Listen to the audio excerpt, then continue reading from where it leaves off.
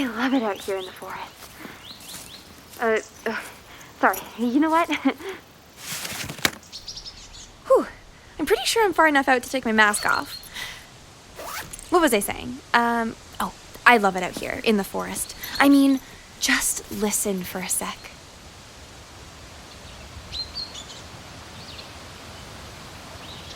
It's amazing, beautiful, serene, ancient, and 100% Kyle-free.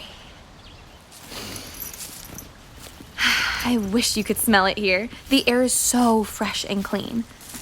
Whenever I get stressy, I like to come for a hike and process my thoughts. There's just something about it that makes me feel calm. I'm Sarah, and this is The Big Melt.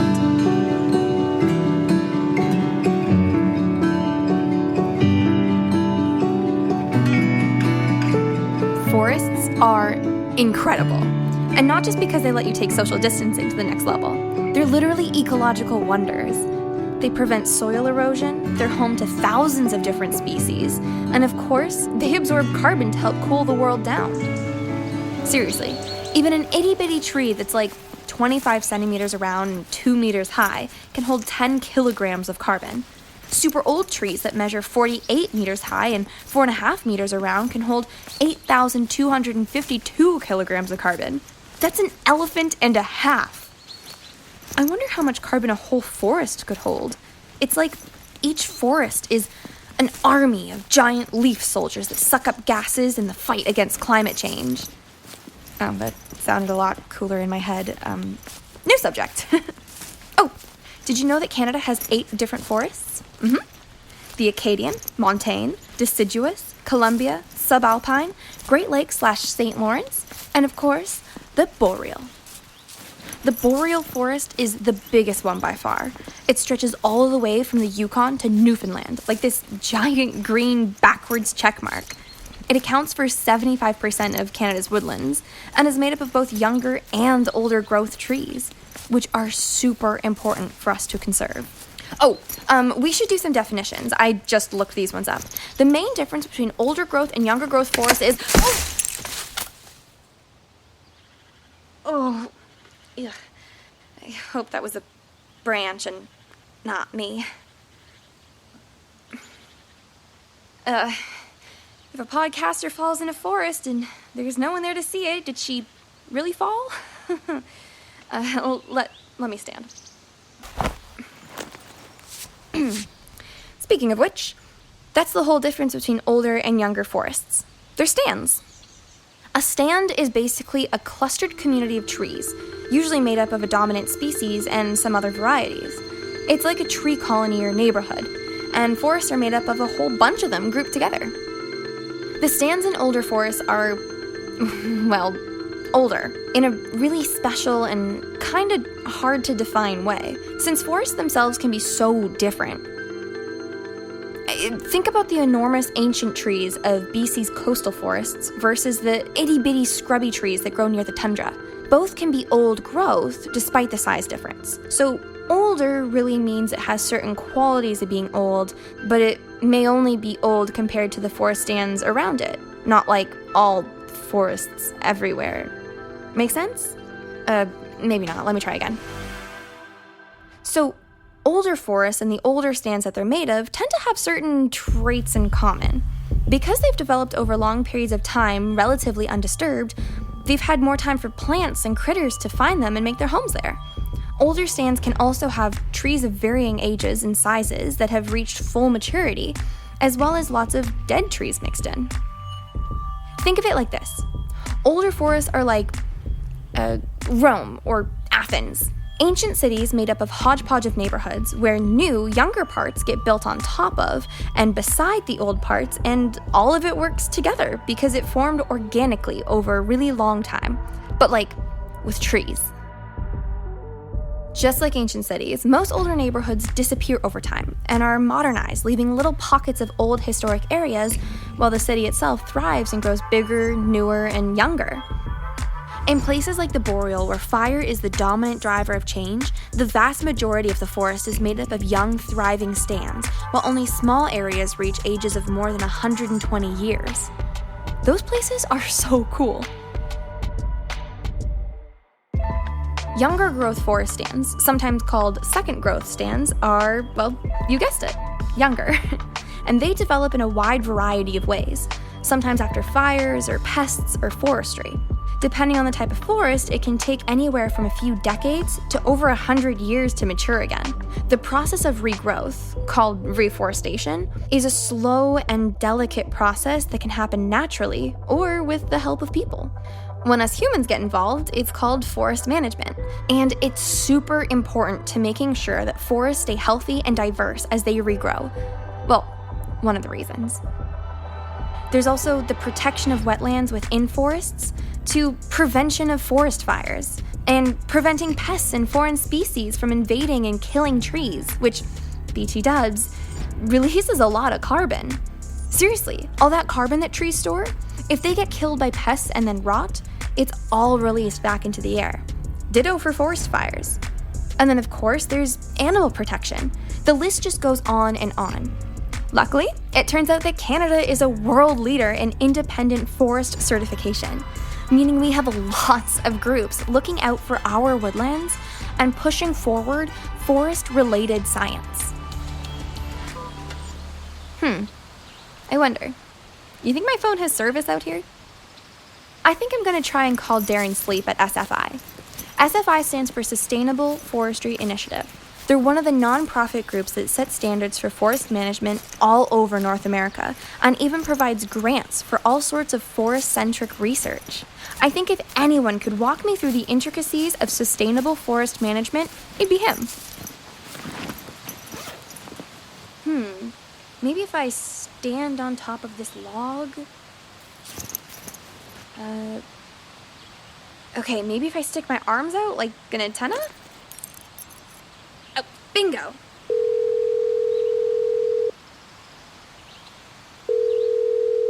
Hello? Hi, is this Darren from SFI? Can you hear me? Absolutely. Oh, hi, this is Sarah. I'm doing a podcast about climate change and stuff, and, mind if I ask you a few questions about forest conservation? No problem. Awesome. So, first off, what do you do at SFI? So SFI stands for the Sustainable Forestry Initiative, and at SFI, I'm kind of their science guy. I'm a PhD researcher. I've spent a lot of my life chasing animals through the forest and doing research on forests and forest dynamics. So I guess I'm kind of the science support for the whole organization. Oh, wow, that's awesome. So, what is sustainable forest management? Sustainable forest management is really all about extracting from the forest the things we want, so products and wood and things like that, without compromising the forests of the future, so that 20 years, 30 years, 40 years, we still have a forest that we can go and play in, that we can still get products from, that animals can still live in, and we don't compromise that for future generations. That sounds amazing. So, how do groups like SFI help prevent forest fires and pest invasions? Well, what SFI does in particular is we set a standard by which companies that are certified to SFI have to follow various guidelines and rules so that when they're managing the forest, they think to the future about things like how climate change might affect the forest, what might constitute a risk for natural disturbance like fire or pests, how to react when they see those things, when they see an area that's particularly dry, how do they change their management plans to prevent fires, to reduce the risk of fire. And sometimes it's all about actually changing the forest a little bit to help prevent those things. So if you see an area that's been infested by pests or bugs, you actually might harvest that or manage that piece to remove that source of bugs to the rest of the forest. Or you might use forest management to reduce fuel loads so they're less likely to burn in the future. Oh, wow, I never knew it's possible to manage a forest this way. That's super interesting. Okay, now here's my big question. What role do forests play in fighting climate change? Oh, that's probably the best thing that forests do is the fact that trees, as they grow, they suck CO2 out of the atmosphere. So as trees are growing, they're sucking carbon into them, they're releasing oxygen, which doesn't contribute to climate change.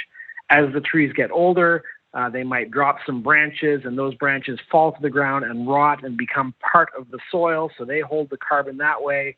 And then again, as we harvest products, we take solid wood out of the forest, and that wood becomes a product as storing more while we regrow trees where we took that tree from. So it's all about continuing that cycle of sucking carbon out of the atmosphere, using some of it, and allowing some of it to build into the forest. So by taking wood products out of the forest and using it for, let's say, building materials, that wood can hold on to its stored carbon? Oh, yeah, absolutely. Think of all that wood that's either in furniture or in the walls of a house or something like that, or even nowadays we're building skyscrapers with mass timber products. All that wood that's held in those products for years and years and years. Think about the table that you maybe inherited from your great-grandmother. The whole time that product has been sitting in use, it holds onto its carbon and keeps it away from the atmosphere. Yeah, that makes sense. Cool. Now, can you explain a bit more about the SFI standards? Well, the first thing that we always ask is we want to make sure that companies that are harvesting forests aren't just thinking about tomorrow or the next week, but they're thinking long term. So we require our companies, be they in the southern part of the United States or in the northern boreal forest, we require them to have a management plan that thinks long term and considers all of the values across the forest, including biodiversity, so all the animals and critters and plants that are living out there, as well as water quality. So we ensure that streams are protected and maintained so that runoff and dust and things doesn't fall into the water course, messing with the fish. We ensure that forests that are rare forest types and stand types that are rare in the landscape get maintained and protected over the long term. So it's all about thinking big picture, both in terms of how long you're thinking about and the spatial extent you're thinking about. So we require our companies to think very progressively. But on top of that, we're always thinking about how a company can do a better job tomorrow than they did today. And the only way to really do that is to think about doing research. So we ask what we call our certified organizations, the companies that use our standard, we ask them to do research, active forest management research, so they better understand the effects they're having on the landscape and how they can get better over time. That's a unique thing to SFI is that we require them to do research. And on top of that, SFI as an organization, we do research that is specifically targeted at certain things that we know as a group the forest sector needs to think about that are usually very large scale. SFI has about 150 million hectares across North America. That's a massive footprint. And because we have so much space, when we think about research at this massive scale, so we can think about forest conservation at this this very, very large extent. Wow, 150 million hectares? That's insane. Well, it's okay. Crazy. That's a huge amount. I can't even imagine that. When replanting trees, is there anything that can be done to improve the health of second growth stands? Absolutely. When we think about planting a tree, we often think about some guy with a shovel, digs a little hole, sticks the tree in and steps on the root to make sure it's covered and walks away. But in fact, that's just the beginning. That's just the start of it. And realistically, it's not even just the start of it. But we'll go from there. The tree gets planted. There's people who, they're called silviculturalists that go out and they keep an eye on these planted stands over time. So they'll go out and they'll make sure they're still growing and they'll make sure they're not too dry and they're making sure that there's enough layer. They'll look for infestations of bugs and things like that. And they'll just keep working at that stand, monitoring it. If it gets too thick because the stems are too close together, maybe they'll suggest people go in and thin it out a little bit. So they'll take a little brush saw and they'll walk through and they'll take out every second stem so the trees have more room to grow and more nutrients available. So they'll do all this work up until 7 or 8 years of growth that they know that the stand is now going to do well on its own and they don't have to come back anymore.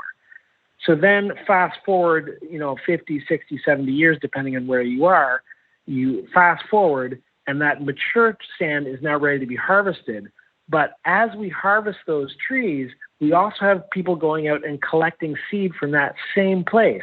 so that when they replant the stand, they're using the same genetic source, using the same, basically the babies that they'll replant have come from the parent trees that are right there, the same mix of trees. We're trying to basically recreate, what we took before. So for every tree that gets harvested, we plant about 3 trees, but then over time we expect that not all those will mature. But in the end, we end up with a forest stand that is the same as what we took from the place. That's amazing. 3 new trees for each one that gets harvested. I like those numbers. Oh, wait. Let's take a super quick break for this message. All right, we're back. So, what's something you wish everyone knew about forests? I think from my perspective, the forests are just an amazing place to be. I like to, when I'm not, thinking about forests and, sitting in offices, pushing keyboards and giving talks to people about forests. In my spare time, I just like to be out in the forest, whether I'm downhill skiing, somewhere, or hiking or canoeing. I just love being in the forest, and it's really a place that as much as some people who might be, more comfortable in cities, it's really an incredible place that is growing and alive. And it's, from my perspective, there's no better place to be in the world. I totally agree. Wow, your work sounds so interesting and important. Thanks so much for talking to me. No problem at all. I enjoyed it a lot. Okay, bye. Bye. Wow. He knows so much about forests. He's like a tree whisperer. Speaking of which, that's kind of what this week's climate myth is all about. Only this one is less of a climate myth and more of a forest fable. Here it goes. Trees can talk to each other. Shh. Let's listen. Hey, dude, what's up? Not much, bro. Just standing with my stand. Okay, not like that, but this myth is actually true. In a way. Wow, feels weird to get to say that finally. But yeah, this one's true. And no, the Lorax is not involved. Trees are incredibly complex organisms with vast reaching root structures. These root structures get colonized by a type of symbiotic fungi called mycorrhiza. Symbiotic means that these fungi work with the trees instead of damaging them. The mycorrhiza can branch out much, much further than the tree's roots and connect with other mycorrhizal colonies, forming a huge fungal network that spans hundreds of kilometers of interconnected trees, kind of like a tree internet or shared nervous system, through which chemical information and even resources can be sent. The oldest trees have the most intricate networks that connect to the largest number of other trees, and they can use these networks to transmit sugar molecules to younger saplings who might have less access to light, or to share information about threats like pests and droughts that tell other trees in the network to conserve water or produce enzymes to protect themselves. Even cooler, they can tell which tree the messages are being sent by and if they're related to them. There are even mother trees that send extra resources to their offspring to help them survive. No one knows exactly why the fungi transmit messages and fuel between trees when they could just absorb all the sugar themselves. And it's almost impossible to know just how complex these networks really are. But it is pretty clear that we still have a lot more to learn about the mysterious language of trees and their interconnected communities. Because, by the way, if a tree gets cut down in the forest, turns out all of the other trees notice and talk about it.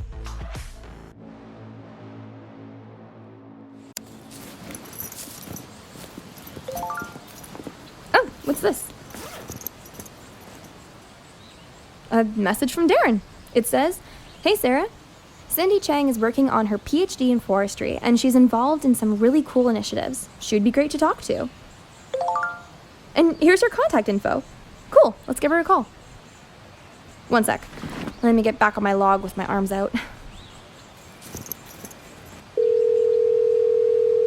Hello, Cindy speaking here. Hi, Cindy. Can you hear me well? Yes, I can hear you very well. Okay, perfect. This is Sarah. I'm working on an episode for my podcast, The Big Melt, and today I'm really getting into the topic of forestry.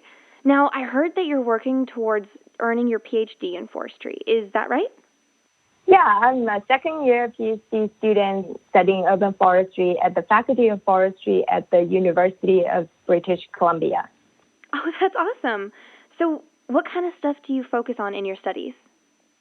So I'm really interested in how we can integrate urban forests into urban planning and climate action planning at the city level. So densification is now very well recognized as a way to help cities reduce its greenhouse gas emissions, which has a significant impact on mitigating climate change. However, rapid densification is one of the major drivers of tree loss in the city, which in turn leads to the loss of various benefits that urban forests provide.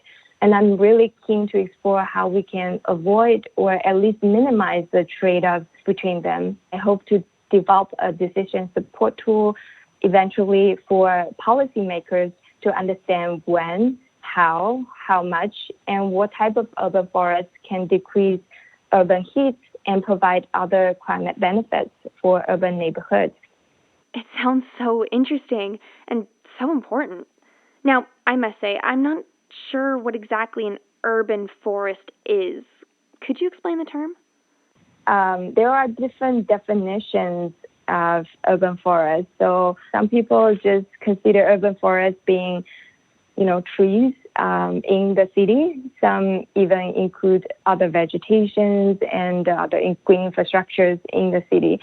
So the definition varies. And in my study, I want to take a broader definition that covers not just trees, but other associated vegetation, even the grass or shrubs along the streets or in people's yard. I would like to see urban forests being the tree-dominated ecosystem in the city area. Okay, I think I got it now. Thanks. So you talked about urban planning. How do cities plan to protect and develop urban forests?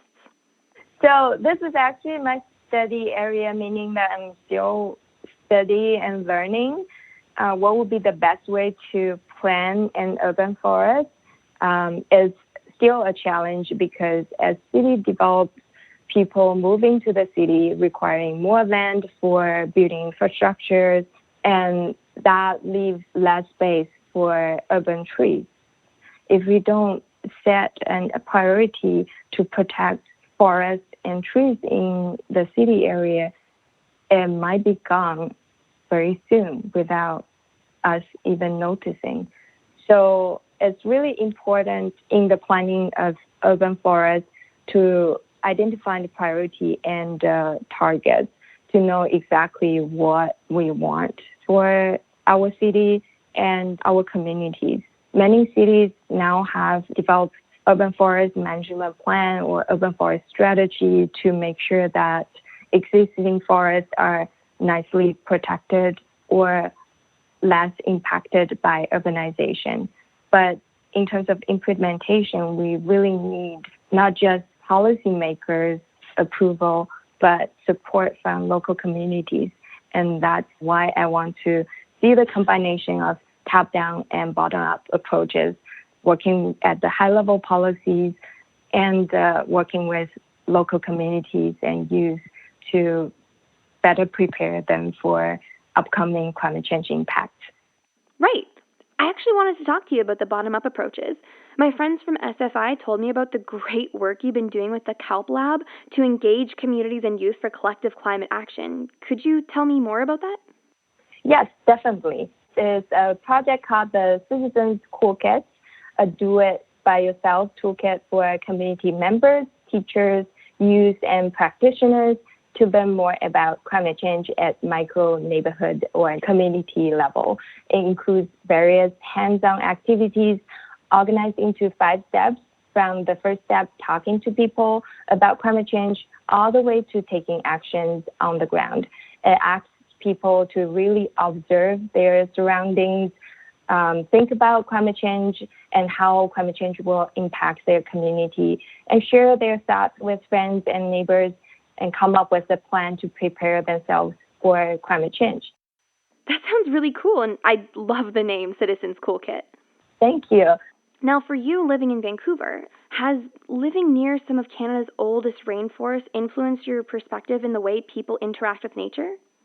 Yes, definitely. I live in Vancouver for 10 years, and although I have been living here for 10 years, I'm still amazed every day by the beautiful forests that's so close to the city area. And I'm also amazed by the love of people here towards nature and outdoor.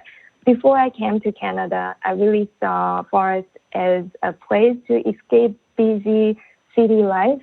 But here you see a nice balance between city and nature, where forests are nicely blended into urban area and people's lives.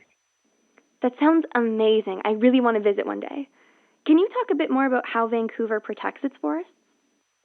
So taking Vancouver as an example, Vancouver has developed an urban forest strategy, and we have beautiful parks such as Stanley Park, which is preserved decades ago. Vancouver has set a tree planting goal to plant 150,000 trees by 2020, and I believe the goal is reached now. And that really highlights the priority and really brings people's attention to the caring and management of urban forests, because now we have a goal to work on. So that's why there's a bunch of grassroots initiatives such as Cool Kids at UBC to work with local communities to help them understand the city policies, the tree planting goals, and the values that urban forests can provide to us. Wow, it's so good to hear about these planting goals.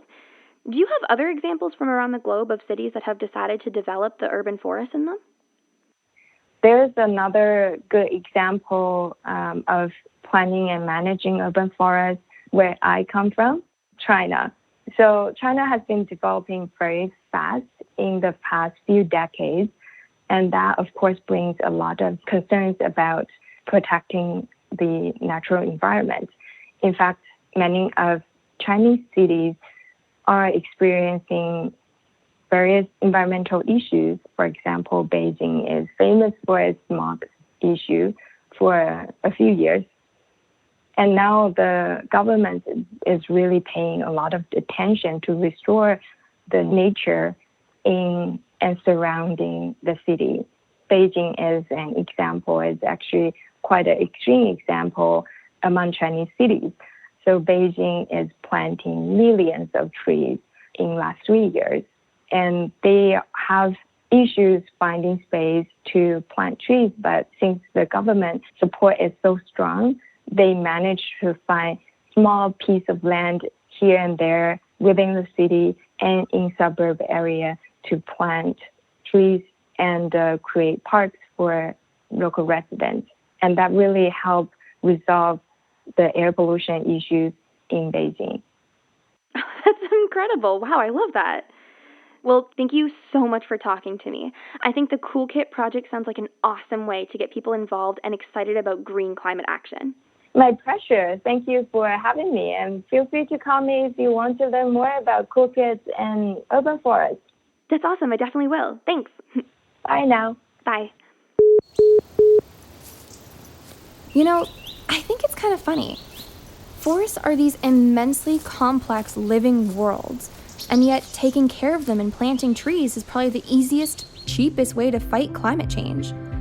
Like, there's research that shows that if we had a worldwide planting program, the newly planted trees could absorb 2/3 of all human-made emissions currently circulating. This research used satellite imaging to identify potential planting areas, which is mind-blowing, and the plan is totally doable. It'd cost pennies for each sapling, and they wouldn't even have to use land designated for crops.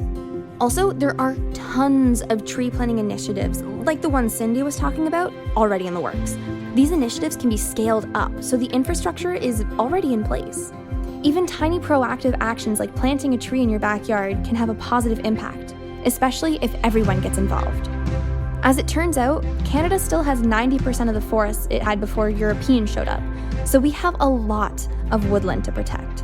And companies that harvest trees from publicly owned land have to return them to a healthy state. So deforestation affects less than 0.13% of our forests, which is pretty great. I highly recommend you get out there if you can and discover it for yourself. I think I'm going to walk a bit longer to process everything I've learned. Later, skaters.